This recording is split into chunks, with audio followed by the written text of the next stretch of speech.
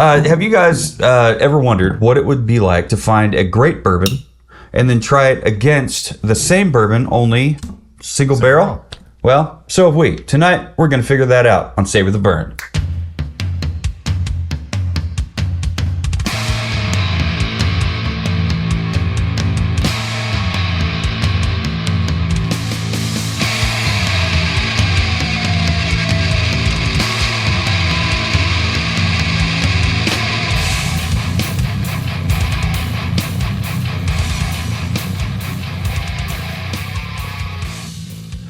Welcome, everybody, to the Savor the Burn podcast. My name is Jonathan. This is Mr. W2. How do you do? Man, I'm doing fantastic. Doing fantastic. Well, today for me was a bit of a shit show. It's been a week full of Mondays. Oh. So I'm really looking forward to getting into these. You know, some people say, one of the questions on the questionnaire of, are you an alcoholic or not an alcoholic? Do you drink alcohol to change your mood? Well, of course.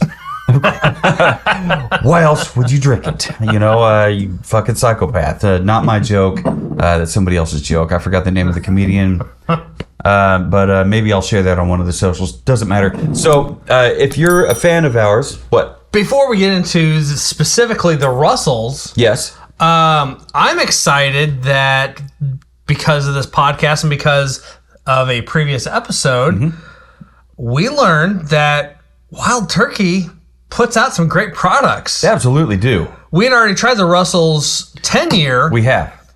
But we had never ventured down the Wild Turkey. Yeah, the actual name Wild Turkey. Because we just always associated it with crap whiskey, rot gut, trash. And boy, were we wrong. 101 was fantastic. Yeah. And Rare Breed was that much more. I mean, both of them had great merit, and different strengths.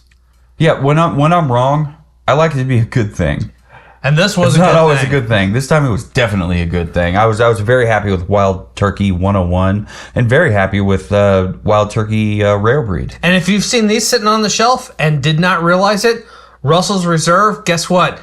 Master Distiller for Wild Turkey is Jimmy Russell. Yep. This is a father-son project. His son also works for Wild Turkey. Is it two sons? One son. One son. Father Jimmy, son Eddie Russell. Yeah. This is a father-son project that they were able to do, and so they spun off their own offering. Mm-hmm. And from the one that we had before, was it November of 2023, it was because of Faith and Tim. Yep. They told us to check it out, and they were on the episode with us. I think it was a Thanksgiving thing. Yep. So, and that's a 90 proof offering, whereas the single barrel comes in at 110. 110. Yep. 110. Well, the Russell's Reserve 10-year is a Kentucky straight bourbon whiskey. Yeah, you talk, I'll pour. Yeah. Distilled by Wild Turkey. It is an age statement offering at 10 years. Comes in at 90 proof. And this says, a lovely bourbon from the father-son dream team. Believe it or not, you wouldn't be here without your dad. I agree. Good or bad, you wouldn't be here without your dad. And his dad... I'm a poet and I know it. And his dad's dad, what we're trying to say is all the fathers in your bloodline are important. And to understand yourself, or anything really, is to look at your lineage. The same goes with Kentucky racehorses or a new bourbon. Russell's Reserve Bourbon is a small batch release distilled at the Wild Turkey Distillery, owned by Campari Group. But it's also the pet project of father and son master distillers Jimmy and Eddie Russell, and they have hung their name and reputation on it. There are 3 bottles in the Russell's Reserve line, including an 8-year, a 10-year, and a single barrel version. It doesn't say so on here, but there's also a Russell's Rye, which is a 6-year. I've seen it. Yeah. Have you seen it? There's like kind of white and green on the label. Now that I've read that, there's also a 13-year version of this that the price goes through the roof. Do you think it'd be that much of a difference between 10 and 13? I have a hard time believing it does, but like the Russell 10-year is a $35, $37 bottle. The 13-year is a $135 bottle, and I don't know why. That might also be second market price for that one because it is harder to find, but it is substantially more than just the 10-year. 3-year difference. I have not tried it, so call me Doubting Thomas and like the whole Aesop's Fable sour grapes, but I'm having a hard time. I'm a hard sell on that one. Yeah. So the Russells not only distill I'm bourbon. From the show me states. Show me. The Russells not only distill bourbon for Campari, they get to taste and match casks too. They set aside reserve, the best casks of aging bourbon, to create Russell's Reserve 10-year-old. The formula is simple and classic. A solid mix of corn, wheat, rye, and a dash of barley distilled and aged a full 10 years in dark, number 4 char, white oak casks. Awards? It's got 9 of them, including a rare double gold medal in San Francisco. Okay, so stop right there. This is a 4-grain bourbon. 4 grain. And This says this is corn, wheat, rye, and a dash of barley. yeah. Yeah, that's definitely technically and it's you 4 can grain. smell the wheat. I think you can smell the wheat on the nose. Left to right? Yes. The left. Right to left? Sorry. So your left is the Russell's Reserve 10-year. Yep, that smells very familiar. And your right is the Russell's Reserve single barrel. Okay, we got a little bit more proof on that. A little bit more proof. Just gonna jump right on into this. The single barrel says back in the middle of the 19th century, when the Civil War ended, the Ripley brothers returned from the battlefields in their hometown of Lawrenceburg, Kentucky. Lawrence. Those paying attention. They picked the slopes of Wild Turkey Hill as a place for their new distillery. It was closed for a short period during the Prohibition and in 1954, it started operating under guardianship of Jimmy Russell. In 54? In 54. Like Prohibition ended decades before that. Yeah. Huh. It was closed for a short period during the Prohibition. Yeah. And in Because 1954, a lot of them it were. started operating under the guardianship of Jimmy Russell. Okay, that doesn't mean that they were closed. Right. Okay. Yeah. Okay. All right. Jimmy Russell, the Buddha of Bourbon, quote unquote. The Budah of Bourbon. He knows bourbon like he knows breathing, and Russell's Reserve single barrel bourbon is an amazing result of his talent. After the distillation, they mature the bourbon in the deepest number 4 alligator char. Now charring of barrels also serves as filtration, and the number 4 char is the highest level where the barrel is charred for almost a minute. And when your barrel is basically lined with carbon, it filters unwanted compounds found in young whiskey. Rest assured, this bourbon is clean as heck. All the fuss pays off. Naturally, this bourbon is subtle with notes of cinnamon and oak, balanced with undertones of vanilla and honey. The finish is deep and rich, and that's how you will feel after taking a sip of this lovely spirit. What I find interesting on this one, and maybe I'm wrong, and maybe I'm just reading into this, but what I find crazy is, we talked about this off air, our single barrel bottle, which is the single barrel counterpart to our 10-year over here, Yeah. our single barrel offering has a no age statement. This is not, on paper anyway, this is not a 10-year single barrel. I have no idea what the age on this is. It's a little darker than the 10-year. Yeah. So Right. I have to believe it. If it's not a 10-year statement, it's got to be close to this, right? Between, like, you take it out of the single barrel, and between blending and proofing, which you're not doing on this one, and filtration, you'll end up with, something a little bit lighter. Something less proof. That's totally fine. But why would you put this out as a single barrel and not give it the same age statement as your other offering? That's where I'm getting hung up on is why wouldn't this one have the same age statement? What was the age statement on this one?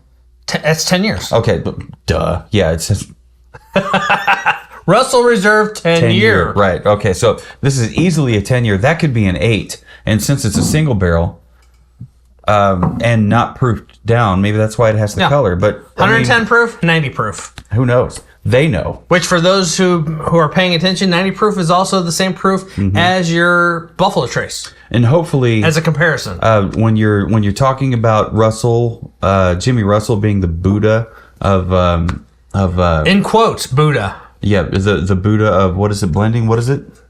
Budah of Bourbon. The Budah of Bourbon. You can include some pictures of Jimmy Russell. Squared. Budah of Bourbon. Yeah, he's kind of an older gentleman. It's kind of a big deal. Well, 1954. He's a bigger guy, but he's got a smile like Buddha. In 1954, he took over as it actually says guardianship. Guardianship. Wow. So he's been around a minute. He believed in it when probably nobody else did. And they said, you know what, man, if you believe in this so much, take the reins. Have at it. Because, if you don't do anything with it, we're going to shut it down. Dude, side by side these, man. I did. Yeah, these are really good. They're very different. They are. I mean, for being the same juice, same mash bill, these are wildly different on the nose. Yeah, and with all the grief, not wildly different, but they're definitely different on the nose. This is more developed. With all the grief that I started off with, saying, just getting hung up on the single barrel not having an age statement. Yeah, you can smell. This is a very mature. Smell the age. Yeah, there's age on it. Yeah. Yeah, so this one's got everything on it that we remember it having. It was good. It was great on the nose. You gave it a 4.5. I gave it a 4. Let's check out the palate. Kind of remind ourselves. It does, and a beautiful color. I mean, that's fantastic. There's no heat really at all with it. There's a little bit of I don't know if it's. I got a little bit of oak, got a caramel, little bit of heat down creamy, the gullet there. That could just be genetics. But, cream corn, cinnamon, and maybe a touch of spearmint on the tail end of the finish. Whoops, I think I got mixed up here. Sorry. So on our original Russell's 10-year, on the nose, I gave it a 4. You gave it a 4.5. On the palate, I gave it a 4.25. You gave it a 4.25. On the finish, I gave it a 4.5. You gave it a 4.0. On bottle presentation, I gave it a 4 even. You gave it a 4.25. And my final was 8 3/8, and you gave it 8.5. So we were not far away on this. We both scored it over an 8. So it's definitely a contender.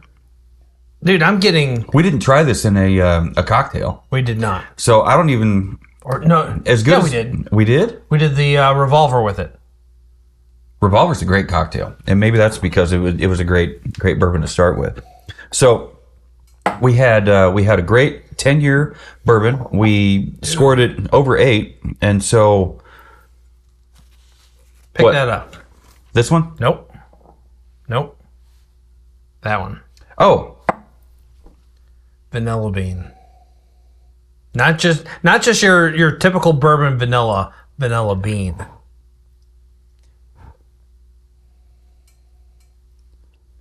Yeah. And cream. It's like creaminess. Cream. Yep. Like buttercream frosting. Vanilla bean.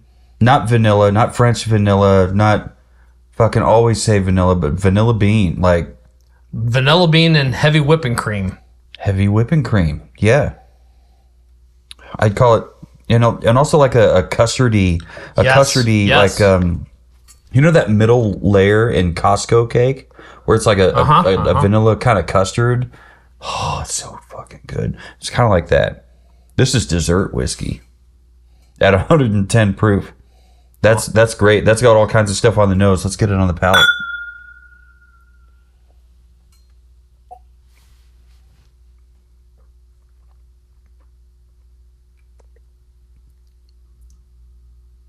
Butter. Everything we had on the nose, plus a hint of oak. God, That butter. That melts in your mouth. I mean, that is so good. Touch of cinnamon, maybe. There's a little bit of oak there, but not for them calling out the char for alligator char. There's not nearly as much oak. They did it on wild turkey.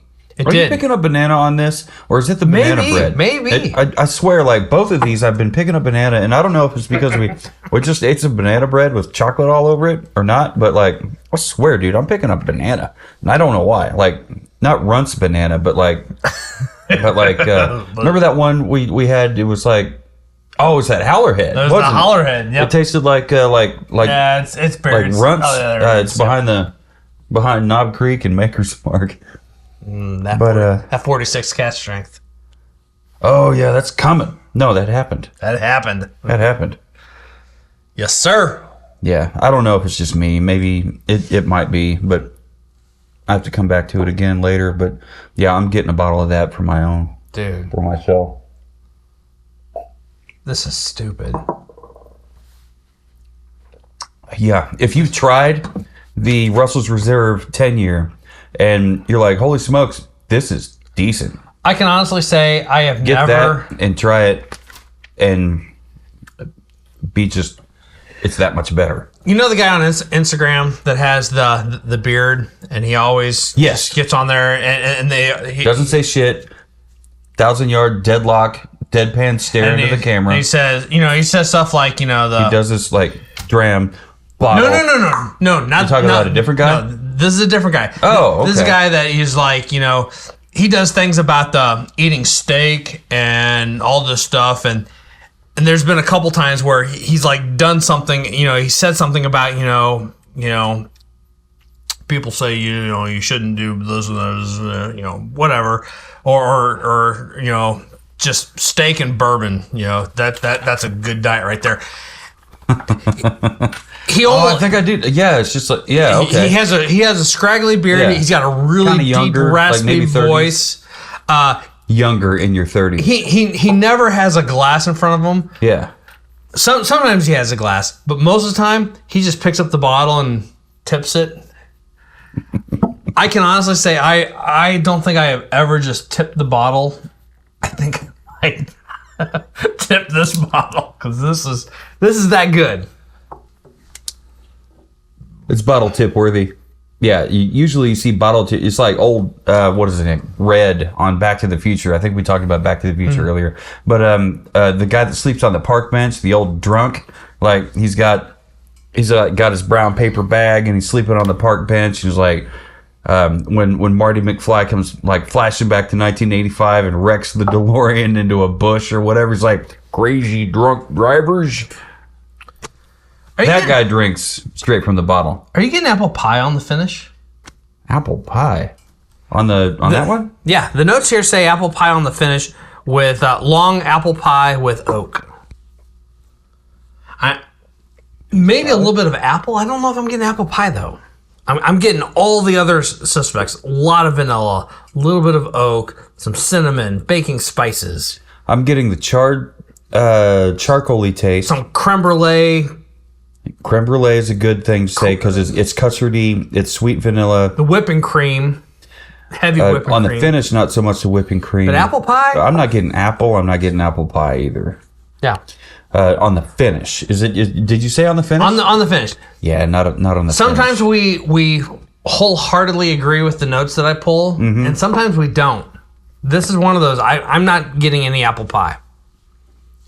That's okay though, because there's a little bit of a warm hug. It's not hot. It's not. You've got your Kentucky hug. No heat. There's just a little bit of a warm hug. Yeah. It's a friendly hug from a good friend that you haven't seen in a long time, and you're just like, it's really good to see you. All those baking spices are there. A lot of cinnamon. Like we said, the creme brulee, the vanilla bean.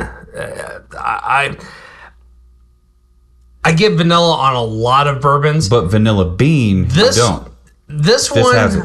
I do not remember off the top of my head any other bottle that I've tried that I have specifically said vanilla bean.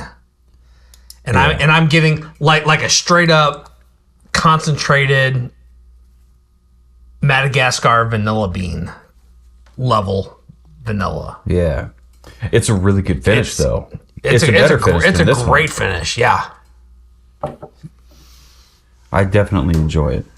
I think it drinks at 110. Like, so we have some that don't, some of these higher proof whiskeys, they feel like they could be 150, and it's like, oh my God, what the fuck? And then we have some that are like, this does not, like the Bookers. Bookers, like, this does not feel like 127.8 or whatever it is. So to that point, this feels like 110. My initial thought was, this does not drink like 110. Oh. However, now that I've thought about it, and now that you said that, we've gotten to the point where we do enjoy our 125, 130, hell, 148.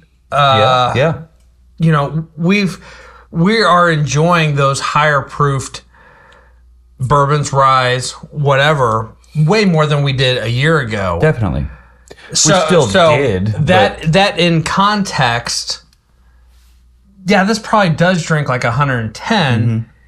Our 110 has become a lot smoother and a lot easy drinking than a year ago.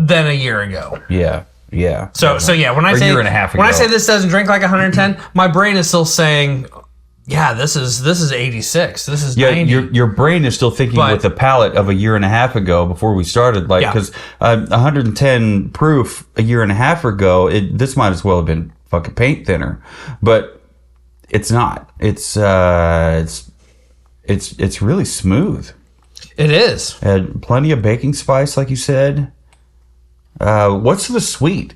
Honey? I can't narrow it down. With a little bit of maybe molasses? With all the vanilla bean, I can't tell the sweet. It's a pretty good distraction. I think it's more than a brown sugar. It's not a maple. I don't even think it's a honey. I said honey, but I don't think it's a honey. I think it may be more like a molasses. Molasses with that toffee. If you have any idea what the sweet comes from, because we've talked about this before. I think we only talked about it once, where and it was with a wild turkey, that we've come to a point in our experience as bourbon whiskey enthusiasts that it's not just sweet, it's a certain kind of sweet. Is it a vanilla caramel sweet, or is it a brown sugar sweet, or whatever? Is it a honey sweet? And it is different. Those sweets are different, and that's what we're trying to narrow it down to. So that's where I'm kind of getting confused, because it's sweet like a vanilla bean ice cream, but vanilla bean ice cream just has like white sugar. It's not gonna have brown sugar and all that. Trying to get a bottle nose? Yeah, just get a bottle nose side by side. Whoops. See what you think. Both of these, I mean, it's a great stopper. Yep. Both natural cork, super thick, same kind of dark hardwood. walnut. Yep.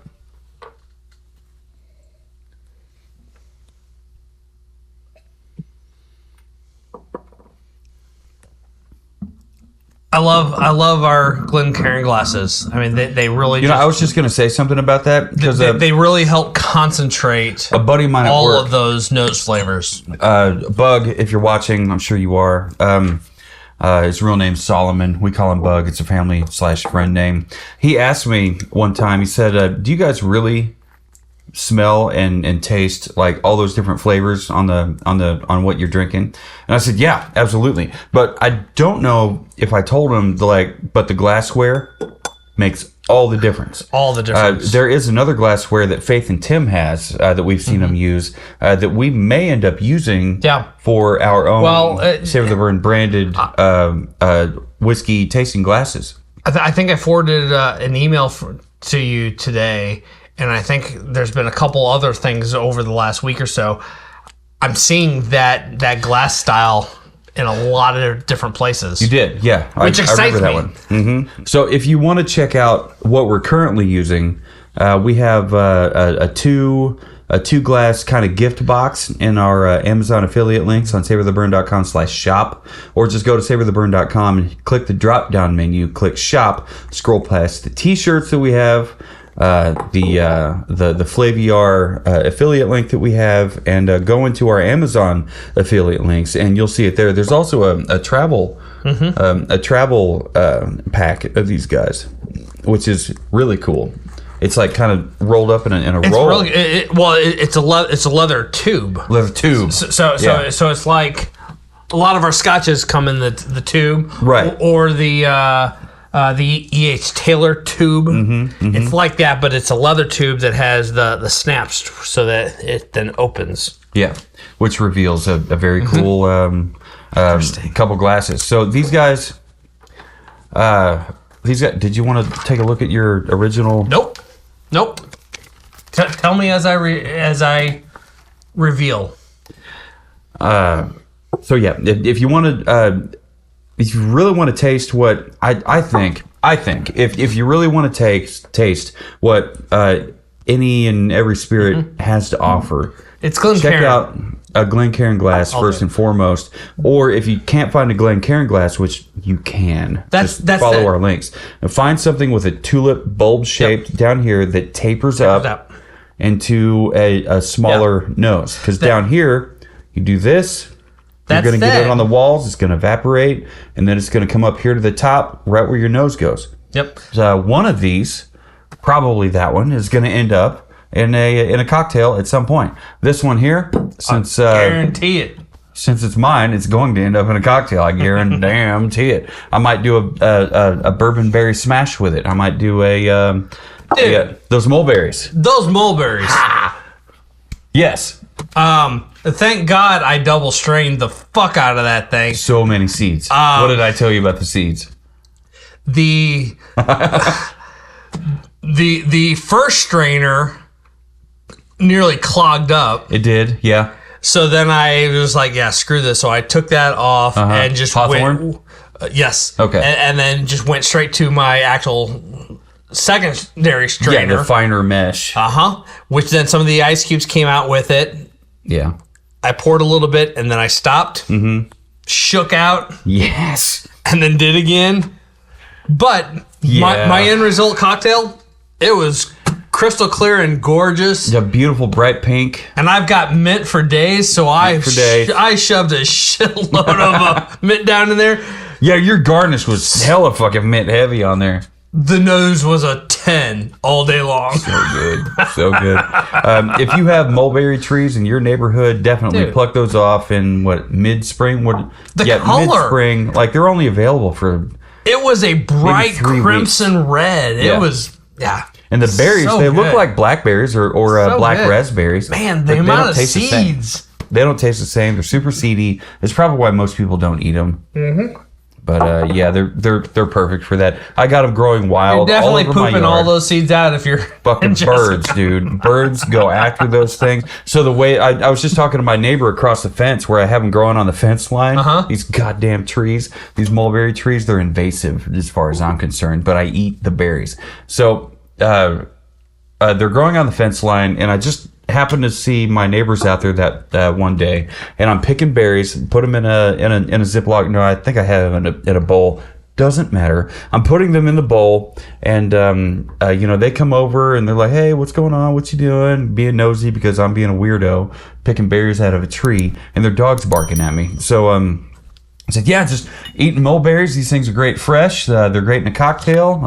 I'd show you a link, but we don't have anything on the mulberry bourbon smash yet. So hopefully we can rectify that, because I've got more mulberries growing. I should have probably brought you some more now that I think about it, but I was pressed for time. Anyway, they didn't even know you could eat mulberries. I didn't measure or count. I was just like, baggy. Dumped them all in there. I would go in there and I would pinch them out and that's about the size of a blackberry. 1 blackberry, 2 blackberries, 3 blackberries. And I was going off the recipe on savortheburn.com /cocktails. If you hit the drop down menu, you'll see cocktails. Click on it. Roll down to there was a berry bourbon smash I think we used with ghost wood. We've done a couple of them. Yeah, it was blackberry smash. With ghost wood. Yeah, and that's a 90 proof. And I was using that's exactly that's the one I used for mine. We did the cast strength on the online one. On the online one, yeah. But at home, like you have the cast strength bottle here somewhere, and I think we're gonna kill that next to a campfire. But I think I've got 2 pours left. 2 pours? That's fucking perfect. We're gonna bottle kill that. We're gonna kill that. We haven't had a bottle kill video, have we? We have not, and that one in particular, it's fitting to be beyond the campfire light. Yeah, maybe we'll have a ghost story. Maybe. I don't know. Maybe not. I'm not good with ghost stories. I like ghost stories, but I'm not good at telling them. I'm not a very good storyteller, which sucks because I'm a front man for a couple of metal bands. And, yeah, I don't know. I'm not the best at telling stories. So, shit, you already refilled it. Are you picking up cereal notes on this much? Oh, yeah. The vanilla is so strong. Yeah, I'm thinking like vanilla and oatmeal. And that's not a bad thing. Yeah. It's not a bad thing. The vanilla it's intoxicating. Literally, I guess. That was fucking good. That was good. I mean, yeah, I love vanilla. I'm the guy that when I'm making cookies, chocolate chip cookies, you know, Katie freaks out when I make cookies because a lot of times I just eyeball my measurements. When I bake, I some things I like level off and measure precisely, but some ingredients I'm like, yeah, I want to feel it a little bit. And vanilla is one of those things that I always just feel. So when I'm making cookies or whatever, even pancakes, I just eyeball, you know, a capful or whatever it is to put in there. That's like a teaspoon. And so I remember early on when we were dating, I was baking some chocolate chip cookies, and I mean I was measuring all the staple ingredients, but it got to the vanilla, and I was just like. Oh, you did a... Okay. Yeah, I probably did a gunk. Oh, dear. Or at least a gunk. Yeah. But I would think a glug would be... I didn't get more than a capful for sure. I didn't get a teaspoon, tablespoon, or anything. I just went and eyeballed it, and she's like, "What are you doing?" I'm like, I'm just eyeballing it. I'm by feel. And she's like, "No, you got to measure that out."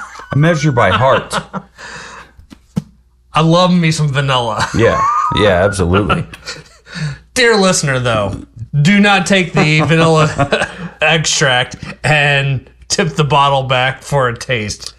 It's a bad idea. Bad news. I think in a previous episode I mentioned that. Bad idea. Yeah, that would have been a long time ago because I think we talked about that during the Bow Street Smash episode when we went over to Mitch's house and he had that fantastic. Oh yeah, that was awesome. Like straight from imported from Italy. Yeah, something like that. Vanilla extract that he had. That was super tasty. Dude, seriously, the vanilla on the single barrel is incredible. If you love your vanilla bean ice cream and regular vanilla just does not do it for you because you've got to have the homemade vanilla or vanilla bean ice cream, this single barrel is where it's at. There is so much just raw vanilla bean flavor on this. Nose, palate, and finish. Let's start with single barrel. Single barrel is the new one. And let's start there and let's work our way back to what we already did. What did you give single barrel on the nose? On the nose, I gave it 4 1/4. Girl, same. Did you really? I did. Okay. How about the palate? I bumped it to 4.5. Damn, so did I. Huh. That's cool. How about the finish? I kept it at 4.5. Kept it at 4.5. So did I. Holy shit! Look at us. We're coming back to meeting in the middle again. Well, you know what? Bottle presentation. This is where we may vary a little bit, but I gave it a 4 1/4. Okay, we do differ. It's as we've gotten into this, and however long it's been since we revisit. Didn't I give my original one a 4 1/4? Yeah, okay. Same exact score on bottle presentation. Okay, and that's what I did too, because it's pretty much the same bottle, just different colors. Different colors. Some of the labeling. It's gold. It's gold instead of the white. We didn't talk about it, but there is different. It is a story up there above Russell's, but from a layout and a design standpoint, it's everything's exactly the same. Yeah. What I love about the original one is this giant number 10. Yeah. So there's no mistake. A 10, and then you got the years old. Yeah. If that said 10 years old. This does not have it. It's just single barrel. If it had the same thing here, 10 years old, and then single barrel under it right here. Yeah. That is my only point of confusion in this is why Wild Turkey, I know you're watching this. Why is this not a 10-year age statement like this one? Or an 8-year age statement. Why is it not labeled by the age statement? I feel like it has to be comparable at some level. I just think it's a little confusing, and I'm not mad at it because I'm absolutely in love with this single barrel offering. I just don't know why we don't have an age statement on there. And to that point, if this is only an 8-year age statement, because anytime you give a bottle an age statement, it has to. The age statement is, even if it is blended with the most minuscule amount from whatever the youngest is, that becomes the age statement. So a lot of times, a lot of distillers do not do an age statement because it's almost unfair to give it an age statement if you have blended with a 2-year, a 15-year, and 10-year, all these different things, but because you've put just like 2% of a 3-year in the blend, your age statement would have to be 3-year because that's in there. This is a single barrel, so there's no blending. It is literally a single barrel, and we've done this enough that we know bakers. You put in the ID number of your bottle off the label, and it gives you the entire life history of that particular bottle / barrel. I know every distiller follows and tracks every single barrel to a T. Yeah. So this being a single barrel, there is no reason to not have an age statement on this, especially when its counterpart 90 proof version is a 10-year age statement. Yeah. So I'm a little hung up on that just because to me it doesn't make a whole lot of sense. All that said, I love this single barrel. I do too. And going back and just now, like giving a sip to the Russell's Reserve 10-year, this has a bite to me of a younger bourbon than that single barrel does. To me, like just so maybe sip after sip after sip. Following through with maybe it's older. Following through with that rant. They just don't want to tell us. Maybe this is older. Maybe it's a 12-year. Yeah. Or maybe it's an 8-year. Russell, maybe their 8 years come out smoother than their 12. Russell's does have a 13-year offering. Oh, do they? Which is substantially more expensive. That's right. Yeah, we talked about that. And so, if they're saving us the price gouge by not giving us an age statement, they'd still gouge us. Thank you. Right. If that's what you did, definitely thank you. Yeah, thank you. I've never seen the 13-year in person, so secondary market. I know that the 13-year version of this is a $135 bottle versus the $38 bottle. Yeah. Well, going to the reviews on the, we talked about what our numbered reviews are. Actually, did we come up to our finals? We didn't come to our finals yet. My final ended up being 8 5/8. Mine ended up being 8 3/4. That's not bad at all. That's pretty darn close. Your final on the original Russells was 8 1/2. Mine was 8 3/8. So I came up. So my new final on the I came up on my score. Was 8 1/8. Oh, you did the. I went in. Yeah, I went in and did math on both of them. Okay, I didn't do that. Let me. That's okay. Let me write what you got down. What did you give it on the nose? 10-year on the nose was 4. 10-year Was 4. 4. Palate was 4. Okay, palate was 4. Finish was 4 1/4.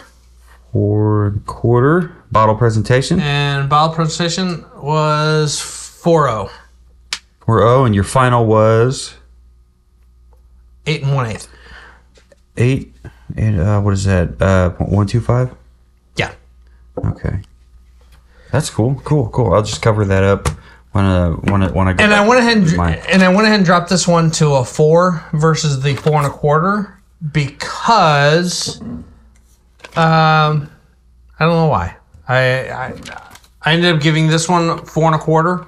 And as a result of that, because even though they're essentially the exact same, this one got white. This one does have gold in place of the white. It does have gold. Both have that embossment. That's really the only difference. The glass embossment. They both have a neck band. They've got the same bottle. The dark wood stopper. They both have natural cork. The punt is the same. It's the same bottle shape. The topper is exactly the same. Yeah, everything is identical except for a few things on the labeling, like color and product description above the menu.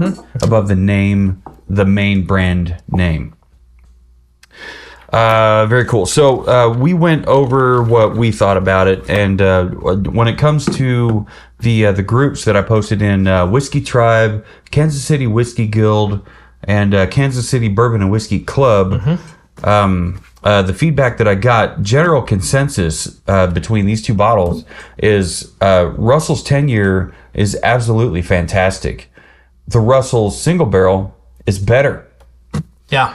So if you can take fantastic and add to it, that's what you're going to get. Add a half point. Yeah, a half point better across the board. That's what you're going to get. So that's what we said. That's what they said on the whiskey groups. And I like it. Yep, he likes it. And when it comes to the single barrel, I said with the burn that you would expect from a 110 proof spirit, this single barrel offering from Russell's Reserve is a must-have. Use it in cocktails, a weekly sipper instead of a daily sipper. Just use it weekly. You could use it daily if you wanted to, but I said weekly. Something to share with your fellow bourbon enthusiasts. That's a must. It's a must. Yeah, like if you have one, if you're not sharing with your fellow enthusiasts, which you should. What are you doing? Because the whiskey, right. What are you even doing with your life? If you have one, get the other, and a side by side will show you exactly what we're talking about. The whiskey business being a relationship business, it's a must share. Like it's a must have and it's a must share. Yeah. I think I bought the Breckenridge PX cask and sent that to my son. I think I'm going to send him the Russell's Reserve 10-year for sure and see what he thinks about that.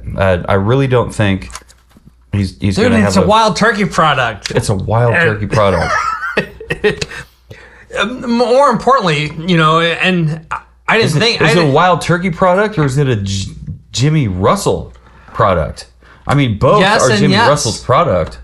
I'm a little sad that I didn't think about it till now this should have been our Father's Day episode because this is a father-son side project. I started thinking about that when you were reading the notes. I'm like, damn, we should have used this before. That just happens to be funded by Wild Turkey.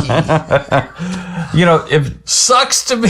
So since you've seen the Father's Day episode with our friend Phil Mitchum, Phil Mageddon, with the that was the lavender Earl Grey old fashioned. Right, which is not something you're gonna be I've able made to that get. twice since then. So good. It's my god.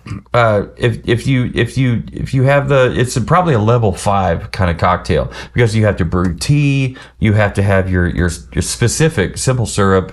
You've got bourbons, you have to let it steep for a while. It's a lavender infused simple syrup. Lavender infused. So very, very specific. You've got fresh lavender for garnish. Mm-hmm. You've got You've got a fresh lime wheel that you've sliced. Put on top of the. I just so happened to have my lavender in bloom in the garden, so I went ahead and snipped some and brought it in. Thank you for that. And and you guys now have lavender. Hopefully, it's growing by your garden gate for luck.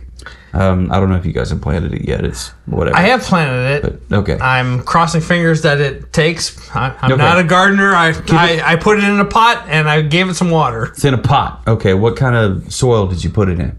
Potting soil. Okay. Water it this time of year every 2 days.